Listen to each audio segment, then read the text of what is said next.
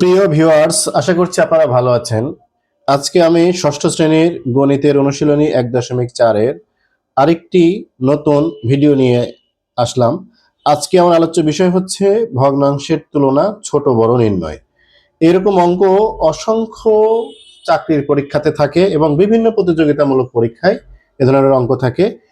আমি এ ধরনের অঙ্ক করার মোট 3টা পদ্ধতির ভিতরে 2টা পদ্ধতি গত 2 লেকচারে আলোচনা করেছি।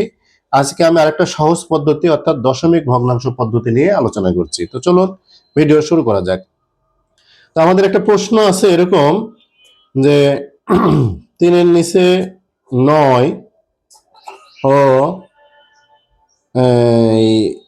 7-এর নিচে 8 এই ভগ্নাংশগুলোর ভিতরে ভগ্নাংশ দুটির ভিতরে কোনটি ছোট? দুটির মধ্যে কোনটি ছোট? কোনটি ছোট? তো এই যে দুইটা ভগ্নাংশ দেয়া আছে, এটা কি করব আমরা? কোনটি ছোট তা নির্ণয় করব। তো দশমিক ভগ্নাংশ পদ্ধতি যদি ম্যানুয়ালি করতে হয় তাহলে আমরা কি করব? এই প্রথম ভগ্নাংশটাকে আগে দশমিক ভগ্নাংশে রূপান্তর করব। এই যে 3-এর নিচে 9, তাহলে আমরা লবকে ভাগ করে দিব। লবকে 9 দিয়ে ভাগ করব, তাহলে দশমিক একটা শূন্য দিলাম, তারপরে 3 9 27, আবারও কি হচ্ছে এই 3, তাহলে কি হচ্ছে আবার দশমিকের জন্য একটা শূন্য, তাহলে কি হয় আবারও 3 9 27, আবার 3, মানে এভাবে 3 3 3 3 করে এভাবে এটা চলতে থাকবে।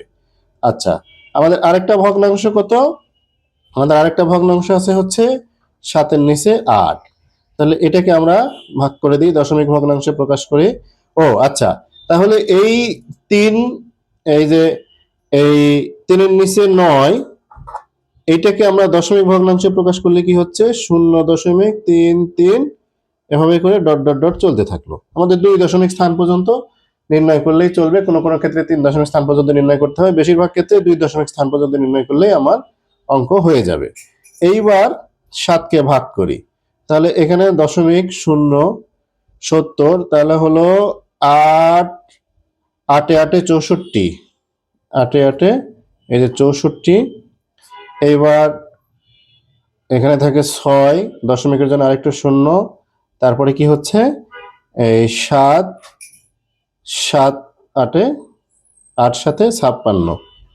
আচ্ছা, 4, তাহলে দেখেন এটা হচ্ছে কত? এটা হচ্ছে 7-এর নিচে 8, এটাকে দশমিক ভগ্নাংশে আমরা যদি রূপান্তর করি তাহলে হচ্ছে 0.87, এই ডট ডট ডট আরো অনেক কিছু হবে। আচ্ছা, তাহলে দেখা যাচ্ছে কি এই দুইটা ভগ্নাংশের মধ্যে আমরা সহজেই বুঝতে পারতেছি কি যে এই ভগ্নাংশটাই আমাদের বড়, এটাই আমাদের বড়। তাহলে আমরা লিখতে পারি কি যে এই ভগ্নাংশটাই বড়।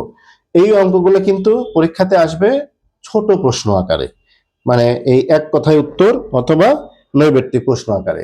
আর যদি আপনার ক্যালকুলেটর ব্যবহার করার আপনার অনুমতি থাকে তাহলে তো আরো খুবই সোজা। এই দেখেন আমরা কি করব, এই প্রথম অঙ্কটা করি, প্রথম ভগ্নাংশটাকে দশমিকে রূপান্তর করি। তাহলে 3কে, এই যে 3কে আমরা ভাগ দিয়ে দিই, এই যে 3কে আমরা ভাগ দেব, ভাগ 3কে ভাগ দিচ্ছি এই 9 দিয়ে, তাহলে রেজাল্টটা আসে কত? আচ্ছা, এইটাকে আবার এই ক্যালকুলেটরের সেটআপ অনুসারে এইটাকে আবার কিভাবে জানি এটা করে, এই যে এইটাতে টিপ দিলে এই দেখেন 0.3333, এই যে রেজাল্টটা দেখেন 0.3333। আর দ্বিতীয় ভগ্নাংশটাকে আমরা যদি ভাগ দিই, 7কে যদি আমরা ভাগ দিই 8 দিয়ে, তাহলে এইটা এই যে 0.87, তাহলে আমরা সহজেই বুঝতে পারছি কি এই 7-এর নিচে 8 এই ভগ্নাংশটাই কি বড়। তাহলে আমাদের যদি ক্যালকুলেটর ব্যবহার করার পারমিশন থাকে তাহলে আমরা কোনো পদ্ধতিতে আগাবো না। আমরা কি করব, আমরা এই ক্যালকুলেটর ব্যবহার করে আমরা দশমিক ভগ্নাংশে রূপান্তর করে আমরা খুব সহজেই 2 বা ততোধিক ভগ্নাংশের মধ্যে কোনটা ছোট বা কোনটা বড় সেটা আমরা নির্ণয় করতে পারি। আচ্ছা, এখানে প্রশ্ন ছিল কোনটা ছোট, আমি কিন্তু কোনটা বড়তে মার্ক করে ফেলেছি। হ্যাঁ, আসলে কি হলো, ও আচ্ছা, এটা এটা হবে না, এটা বড়। ছোট হবে মূলত এইটা, আমাদের অ্যান্সার হবে এইটা। কোনটা ছোট, তার অ্যান্সার হবে হলো কোনটা, এইটা ছোট, এইটা ছোট। হ্যাঁ, এইটা ছোট। তাহলে আমরা আরো একটা ভগ্নাংশের আমরা কি করব, আমরা দেখি আরো একটা ভগ্নাংশের দশমিক ভগ্নাংশে রূপান্তর করে আমরা নির্ণয় করে দেখি কোনটা ছোট কোনটা বড়। তাহলে আমরা একটা ভগ্নাংশ লিখলাম, এবার অপ্রকৃত ভগ্নাংশ লিখি। হ্যাঁ, আমরা একটা অপ্রকৃত ভগ্নাংশ লিখলাম 15 এর নিচে আমরা লিখলাম হলো 15 এর নিচে লিখলাম হচ্ছে 7।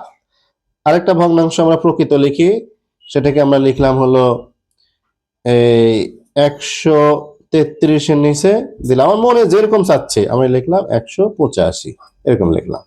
তো দশমিক ভগ্নাংশে রূপান্তর করি আমরা, দেখি কোনটা বড়।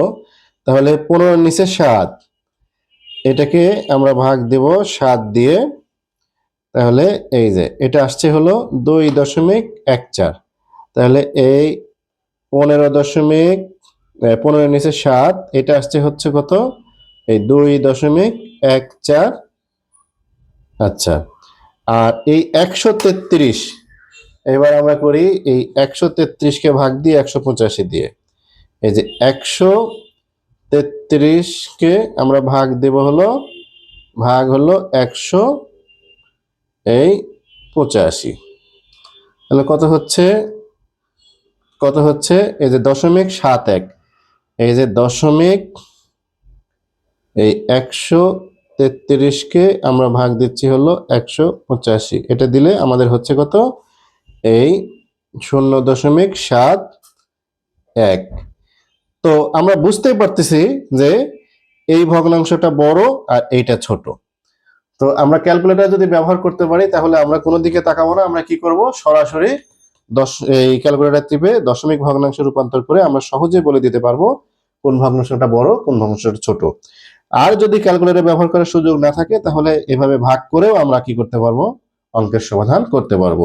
তো ভগ্নাংশের তুলনার 3টা নিয়ম আমি 3টা এপিসোডে আলোচনা করলাম, আপনাদের কাছে যেটা সহজ মনে হয়, যার কাছে যেটা সহজ মনে হয় আপনারা সেটা করবেন।